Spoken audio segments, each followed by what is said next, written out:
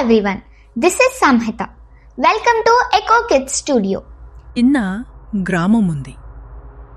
ఆ గ్రామ పొలిమేరలో పాత శ్మశానం ఉంది. పగలు అది సాధారణంగానే కనిపించినా అర్ధరాత్రి దాటితే మాత్రం ఆ ప్రదేశం వేరే లోకంలా మారిపోతుందని ఆ ఊరి వాళ్ళు చెప్తూ ఉంటారు.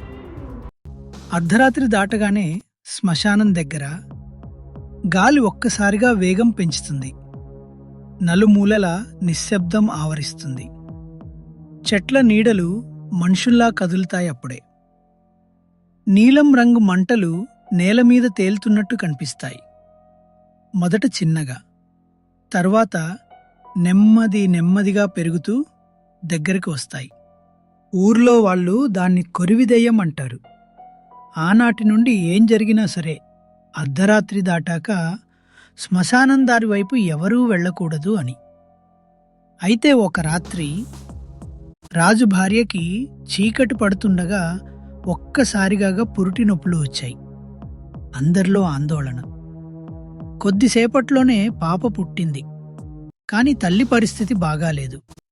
వైద్యం కోసం అర్జెంటుగా పక్క టౌన్ నుంచి మందులు తేవాలి అన్నారు. రాత్రి ఎవరూ వెళ్లడానికి సిద్ధంగా లేరు.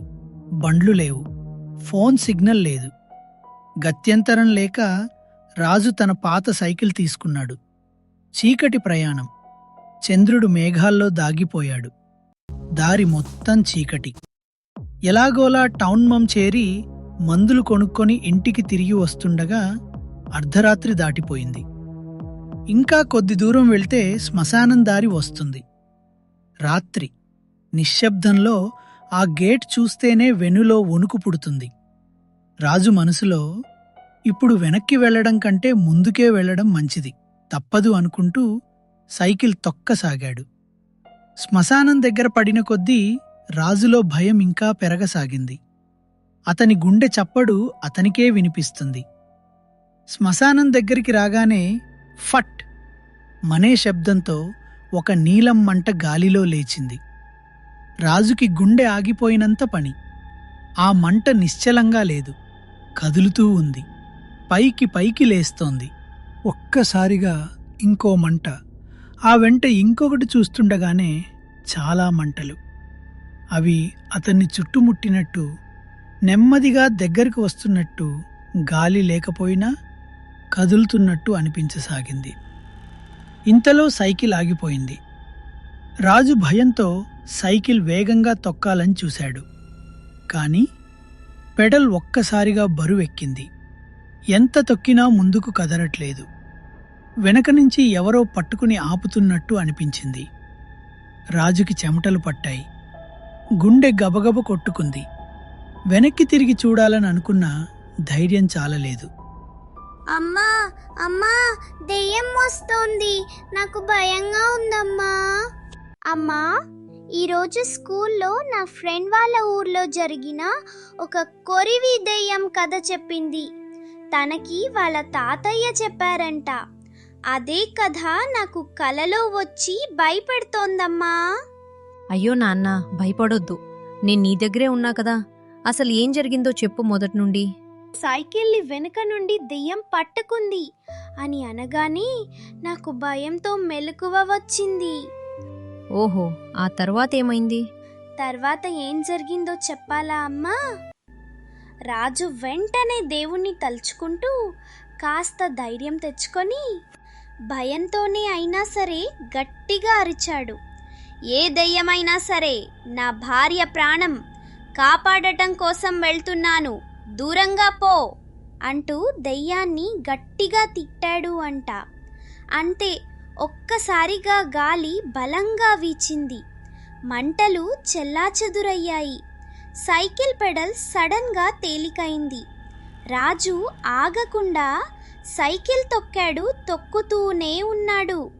ఇల్లు చేరే వరకు వెనక్కి తిరిగి చూడలేదు. మరుసటి రోజు రాజు జరిగినదంతా చెప్పాడు.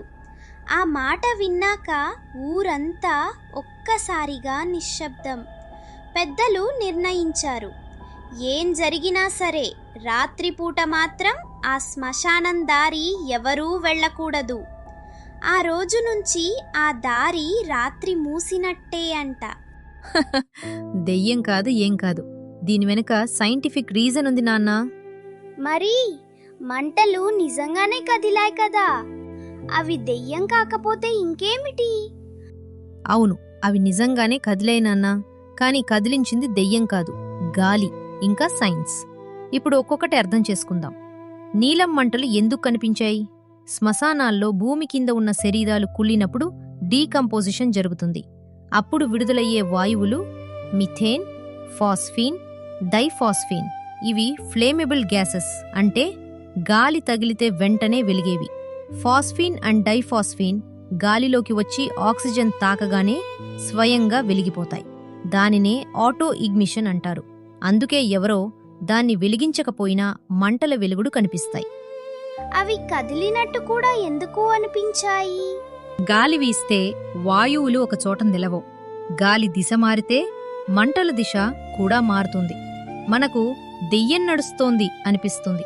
ఫర్ ఎగ్జాంపుల్, అగరబత్తి వెలిగించి ఆ తర్వాత దాన్ని గాలి ఊది ఆర్పేస్తే పొగ ఎలా కదులుతుందో అలాగే ఈ మంటలు కూడా.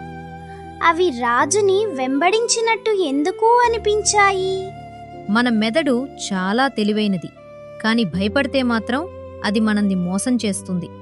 రాజు అప్పటికే ఒంటరిగా ఉన్నాడు. రాత్రి చీకట్లో ఉన్నాడు. భార్య, పాప గురించి టెన్షన్ పడుతూ ఉన్నాడు. ఈ పరిస్థితిలో మెదడు థ్రెట్ మోడ్లోకి వెళ్తుంది. అప్పుడు కదలని దానికి కూడా కదలికను ఊహిస్తుంది. దగ్గర కాని దాన్ని దగ్గరగా వస్తున్నట్టు అనిపిస్తుంది. ఇది పెరైడోలియా అండ్ ఫియర్ రెస్పాన్స్ అంటారు. మరి సైకిల్ పెడల్ బరువెక్కినట్టెందుకు అనిపించింది? భయం వల్ల శరీరంలో అడ్రినాలిన్ హార్మోన్ ఎక్కువగా విడుదలవుతుంది. దాని ప్రభావం వల్ల కండరాలు గట్టిపడతాయి. కాళ్లలో కోఆర్డినేషన్ తగ్గుతుంది. చిన్న పని కూడా కష్టంగా అనిపిస్తుంది. ఉదాహరణకి, మనం చాలా భయపడితే తాళం తిప్పడం కూడా ఎందుకు కష్టమవుతుందో తెలుసా? అదే కారణం. అందుకే పెడల్ ఎవరో పట్టుకున్నట్టు అనిపించింది. అయితే దేవుణ్ణి తల్చుకోగానే రాజులో కాస్త ధైర్యం వచ్చింది. అడ్రినాలిన్ ప్రభావం తగ్గింది. బ్రెయిన్ కామ్ మోడ్లోకి వచ్చింది. కాళ్ల కండరాలు కాస్త రిలాక్స్ అయ్యాయి. అందుకే పెడల్ తేలికయింది. మంటలు గాలితో చెదిరిపోయాయి. ఇది మైండ్ ఇంకా బాడీ మధ్య కనెక్షన్. ఇలాంటివి ఇండియాలో మాత్రమే కాదు. ఇలాంటి మంటలను ఇంగ్లాండ్లో విలో ద విస్ప్ అంటారు. యూరప్లో గోస్ట్ లైట్స్ అంటారు. మన దగ్గర కొరివి మంటలు అంటారు. అన్నీ ఒకటే, సైన్స్. పేర్లు మారే అంతే. భయం మాత్రం అన్ని చోట్ల ఒకటే. దెయ్యాలు పుడతాయి శ్మశానాల్లో కాదు, భయపడే మనసుల్లో. సైన్స్, జ్ఞానం వెలిగితే దెయ్యం మాయమైపోతుంది. అయితే అమ్మా, రాత్రి శ్మశానం చూసినా భయం రాదేమో. ఒంటరిగా ఉన్నా ఇంకా కలలకి కూడా ఇక నేను భయపడను. థ్యాంక్ యూ అమ్మా, నా భయం పోగొట్టినందుకు.